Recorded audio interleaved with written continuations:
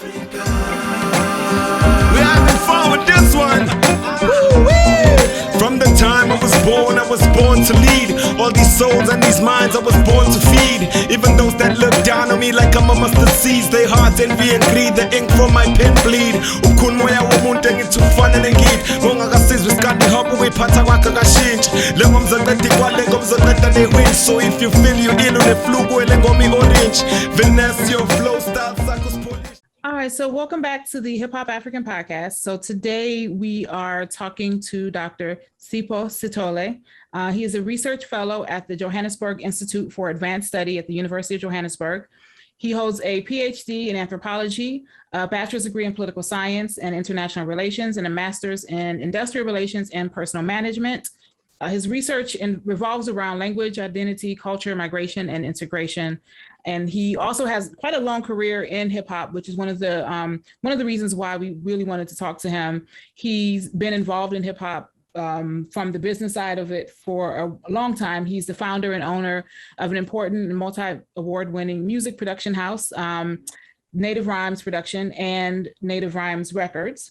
So I wanted to talk to him about his work, his career, his experience in hip hop in South Africa, but then also kind of talk about hip hop in South Africa, South African hip hop, and looking at some of the diversity that's there, and look at a little bit about kind of the history of it. Now, you also are credited with signing Skwatta Kamp in 2003, and they were the first group in South Africa to achieve platinum sales. So could you talk a little bit about, I guess, how you got into hip hop? Because, talking to you briefly a bit earlier, and just looking at your background, you weren't necessarily kind of aiming, were you growing up in kind of aiming for a career in music and then just, kind of really decided to go into academia? Or kind of how did hip hop figure into that, and how did you get involved in hip hop?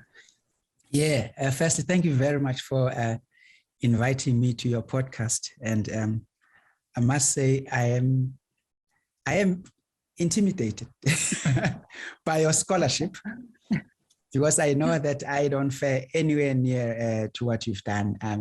I first came across your name when I was doing my PhD, and I've cited your work in my book. But let me first make just a quick correction. And it's interesting that you say it's native rhymes, because I never thought of it like that. Maybe I should have called it, but it's native rhythms. Oh, okay. It's Native Rhythms Productions and Native Rhythms Records.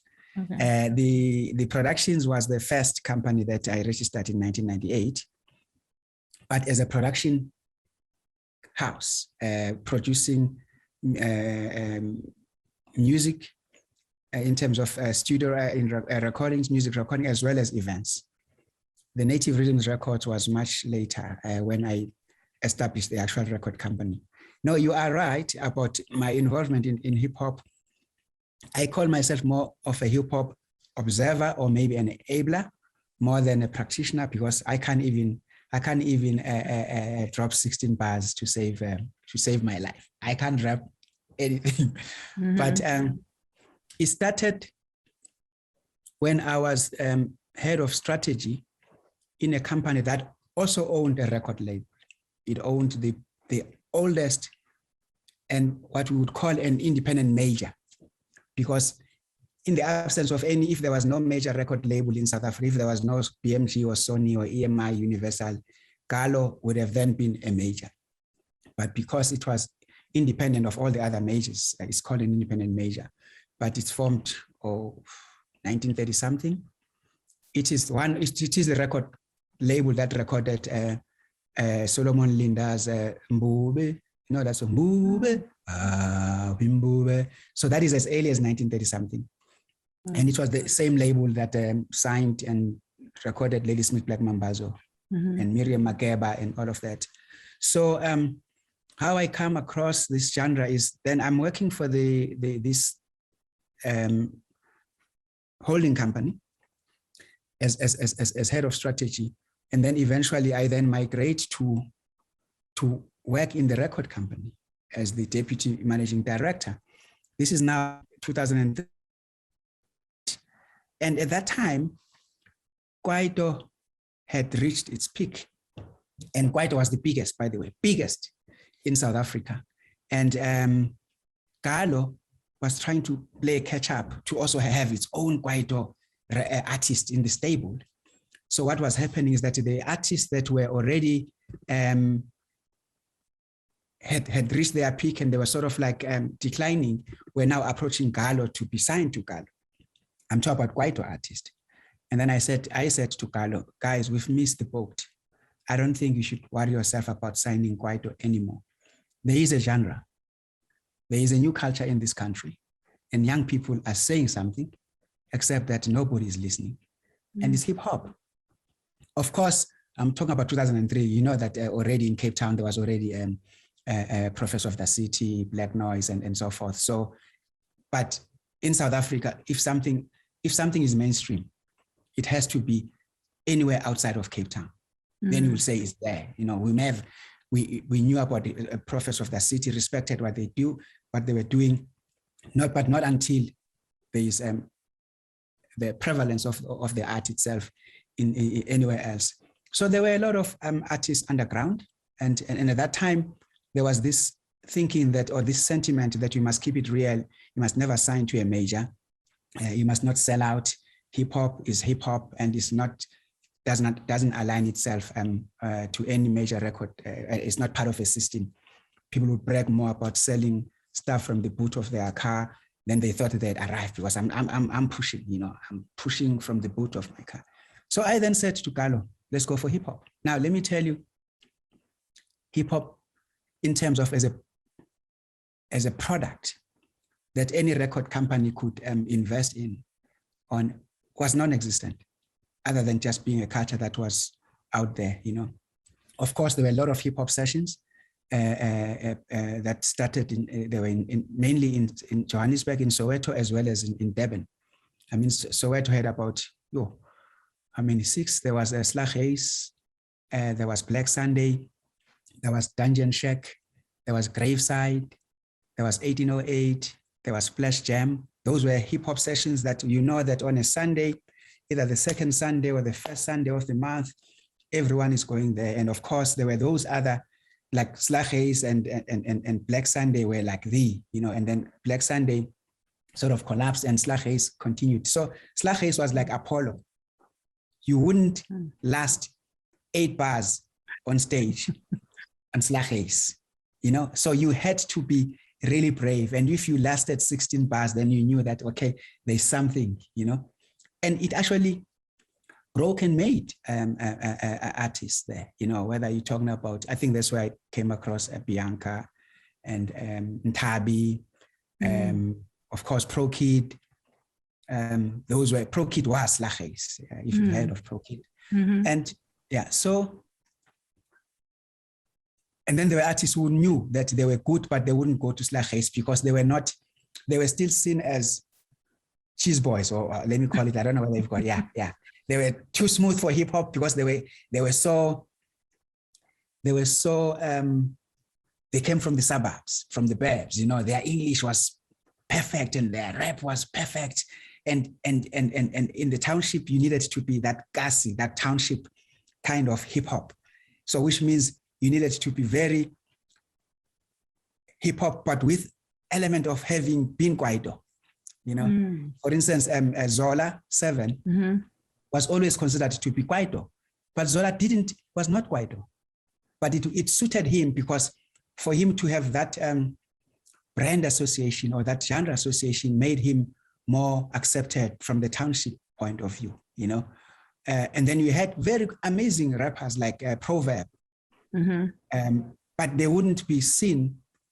He probably wouldn't be that brave enough to go to Slaghuis because he's too, I don't know what's the right English I don't want to say snobbish, but yeah, it's more learned kind of, you know, and he wouldn't mix it with the township slang, you know, with where you mix the language and very township-like and still rap and branch into English and back into the township language and stuff. So there were those differences. So when the record label decided to listen to what I'm saying, I then signed Skwatta Kamp. And Skwatta Kamp had dropped an album called Cut and Join. And in one of the songs, they were dissing the president of the country, who was well respected, President Thabo Mbeki. And I was like, damn, these guys are actually brave. What are they saying? You know, what is it that they are critiquing that they will go to a point of actually saying what they said about the president, you know? Now, you'll be surprised if I tell you that when I was studying in the US, I couldn't stand hip hop. Really? I hated it. I was too old when I was in the US. I was 27 to start my first degree. So I felt so out of place. I just heard these youngsters who were just shouting and making lots of noise. But funny enough, my first and only album I ever bought during my entire stay in the US was Das Effects. Wow. It was Das Effects because I just liked the way they just rapped, and I found it so fascinating. And there was one instance when I was at the first time I was at a hip hop concert was in Philadelphia. I think there must have been 12 hip hop groups there, from Tribe Called Quest to you name it. Everyone was there, and I was pulling my hair. I couldn't stand it, but I had to go there.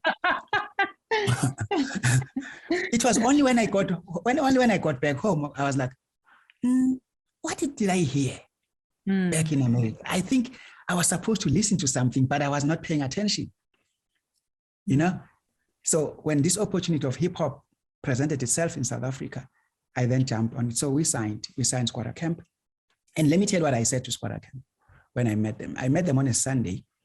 They were going to meet EMI on a Tuesday. And I said to them, please, you must stop me because I talk too much, right? No, just say, just intervene and ask a question.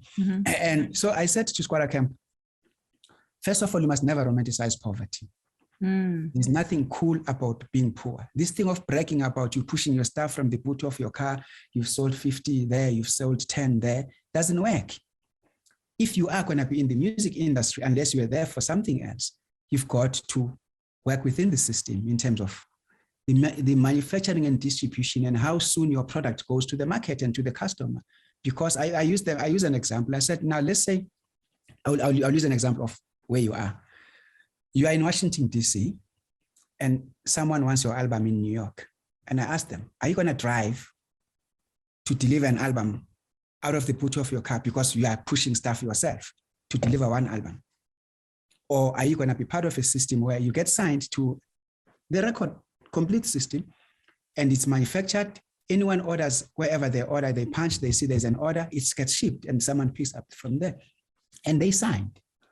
But what then happened is something I never expected that was going to happen, because they then released this album, Nkuku Function, and they had a song there called Umoya.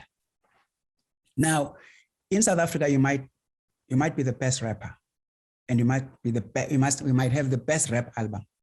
But if your song cannot be understood and be played in the village, similar to where it would be played in the township or in the city, it's just a good hip hop song, but it's not going to go anywhere. Now, Skwatta Kamp had this song called Umoya, that you did not have to be hip hop or to be Maskandi or whatever it is. It just captured the hearts and soul of South Africans. And yet it was a hip hop song with a very amazing chorus. So it just shot the lights out of everyone. And then suddenly all the rappers started flocking, wanting to be signed, and then I signed Pro Kid, I signed Mr. Selvin, and then I left to set up my own label. So by the time I left, I had now been just respected as this guy that broke hip hop, let alone that I also had the first African hip hop summit and concert in 2005, October. Why did I have that summit? It's because I realized that at that time, the world was battling with the issue around the Millennium Development Goals. And then the United Nations had done a study and had come up with a conclusion that there is about more than 300 million youth living in slums and inner cities. and that's the only language that they understand, if we were to create awareness about any global crisis, you'll have to use hip hop. And that you're going to have to use messengers. They call them messengers of truth in every place, in every country where there is a hip hop artist, to popularize the issue around. Because remember, the MDGs they were going to have poverty by 2014, increase the level of education and fight crime and drugs and gangsterism. So the UN was trying to put pressure on the countries that were signatories to the MDGs to deliver on the objectives. So they went around and looked for hip hop artists. There was DJ Awadi in Senegal. There was Kidi Kidi Maji Maji in Kenya. There was Emmanuel Jal Sudan. In Sudan. I'm not sure whether Canaan joined and stuff like that. And I then began to work with the UN because of my interest in what young people were saying through hip hop. And that's when I then convinced the UN that we should host the first hip hop summit and concert in South Africa. I had attended the World Urban Forum in Spain in 2004. And that's where I met all of these artists, and then I had met Kidi Kidi before, because I used to build cinemas in Kenya. And they performed in one of the launch of the cinemas. And then I ended up signing Kidi Kidi in South Africa for their album Unbogeable. Yeah. I am unbogeable. I am unsuable. Yeah. So that is how it started. And I was then sponsoring all the hip hop sessions in Soweto because I realized that they were would stop, stand under a tree on the grass and with some speaker and rap. Then I came in with stage and sound. And then the hip hop sessions became what they became, bigger and better. Then I decided to do my PhD and then my thesis focusing on hip hop. And what I was looking at the triangular relationships between commerce, politics, and hip hop, and hip hop's influence on the social, political, and contemporary society. Basically, I was asking questions about first of all, what is it that got them into hip hop, and what is it they're trying to address, and how are they addressing it, and if anyone was listening to what they were saying, and whether hip hop was becoming an unsolicited civic perception survey. That if you really were, as a government official or whoever, if you were to listen to the songs coming out on radio or coming out of hip hop, were you able to tell what is that young people were saying, so that you could eventually prevent what you would not have foreseen had you not listened to what they were saying? For instance, there was a song by a guy called Reverend Tumza. It's a guy from Soweto. It said, "Black men, you are on your own," and basically saying that we thought that after apartheid we would have jobs, we'll do X, Y, Z, but we are just left on our own. I try to set a vegetable table at the corner street trying to sell so that I can make a living, and the police come with their bylaws and say I'm not supposed to sell here. They kick my table. So what options do I have? I'm just gonna commit cash in transit vehicle and rob a bank or something, because So it was all of those kind of things that got me into it, and there were many songs that I came across. Selfish Politics by Reason, who was saying that so every time there are elections, you are calling us to come and vote. Fuck you, I am not going to vote for you again, because you come with empty promises, blah, blah, blah, Yeah. Let me ask this. Did you, in terms of looking at the history of the artists coming out of South Africa, the hip hop artists, have you noticed a difference? Because I know you've, definitely been, disappointed, I would say, with the content, the level of political content. Is there a difference between those that were the kind of the earlier artists and kind of the so-called born free generation that did not directly experience that struggle? There's always a struggle. The struggle continues, but did not experienced the struggle against apartheid specifically. So the Born Free generation that did not live through that and experience that. Is there a difference between those artists and then the earlier artists in terms of content? Of course, there is, but it's very limited to Cape Town because they were the pioneers, whether it's Prophet of the City or Black Noise or Kodesa and all of that. So you would find that the narrative and what's coming out of Cape Town was different from what came out of Johannesburg or anywhere else, because the artists that came after 1994, they just wanted to be cool. They just wanted to rap, you know? And that's all they were interested in. Just they wanted to rap. You know, I remember when I spoke to DJ Awadi, Positive Black Soul, many years ago, and because I was telling him how unhappy I am around the social political consciousness of the hip hop coming out of South Africa and the twang and how they just wanted to sound like Americans. He said, no, you know, Sipo, let them be, don't worry. That's how we all started. We started with just wanting to master the art of rapping. It was much later that we started to put kora and the djembe and then to rap in all of and all of this. It came much earlier, and give them time, they will get to that point, you know. And I remember when I did the Hip Hop Summit, I was actually quite harsh now that I look at it.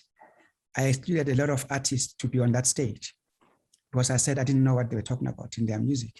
I said, you're a good rapper, but you're not going to be on my stage because I don't know what you are trying to say. Even my group, Skwatta Kamp, that I had signed, did not make it. We had Proverb came because he's a very conscious rapper, and we had Pro Kid.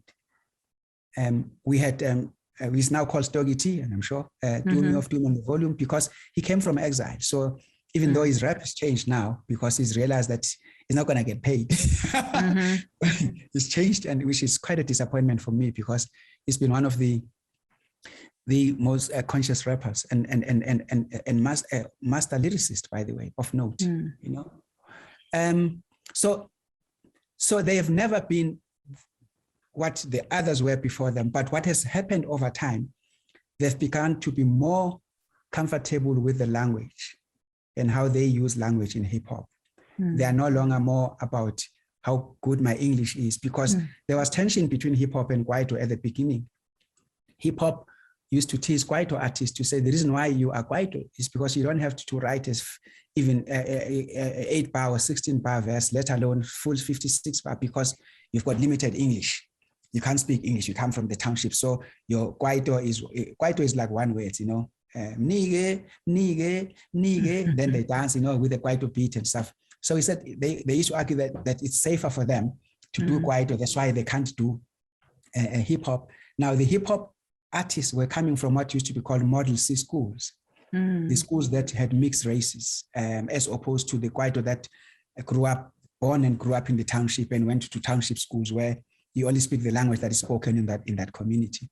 Now what we have seen is that they've become more and more culturally conscious about their identity, first as South Africans, and whether they are Sotho, Tswana, or Zulu, and Africans. So you would find out that an artist like Questa or whatever, they would start mixing the language in their rap. The first artist that was Zulu, like you can't believe, Zulu, was Zulu Boy. And he was my first artist when I left Galo to start my own label.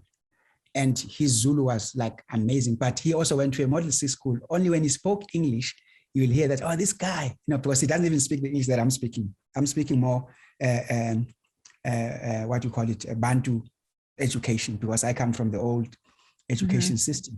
So it's not as refined as he would. But he was conscious. Wait a minute, because I remember he was in the documentary that DJ Wadi did, Zulu Boy. The United States. Are you the reason? Were you the part of that? Okay. Including Skwatta Kamp. Skwatta Kamp. Okay, yeah, because they were on the album. Okay. On the album. I mean, Awadi asked me to get those artists on, but because he knew that I'd worked with them. And by the way, you must listen. There's a song of Zulu Boy with Awadi and is Monukunda the one who plays he plays the kora. He used to play kora in Positive Black Soul. And he lives in France now in most cases. There's a song there called Dakar. Dakar. It's in the album. You'll be amazed. Zulu Boy, Awadi, and let me tell you. I'll check now quickly.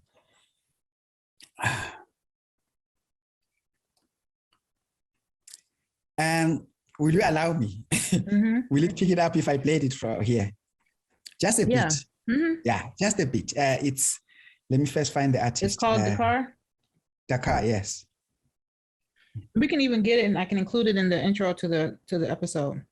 Yes, but I just want to find, because as part of this interview, I think it's gonna be. I love that song. Oh, sorry.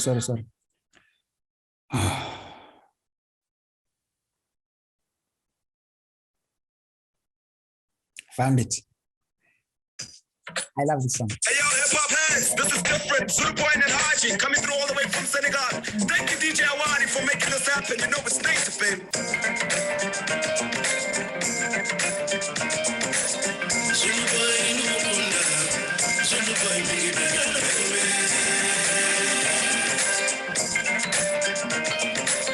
Zulu Boy in Mukunda, Zulu Boy biggie biggie. Africa. We having fun with this one. From the time I was born to lead. All these souls and these minds I was born to feed. Even those that look down on me like I'm a mustard seeds, they heart envy and bleed. The ink from my pen bleed. I mean, or you can hear the influence. Yeah, definitely. Okay, so once you started saying those names, the documentary, when it came out, I saw the commercial, and I bought the documentary, bought the album, because I love Awadi's work, and the film, and the interview he did with Zulu Boy, everything about that whole project I think was so important. And I feel like if it had been done by an Anglophone artist, it would have gotten more attention. But I think maybe because it was done by a Francophone artist, it wasn't given the attention it really needed to be.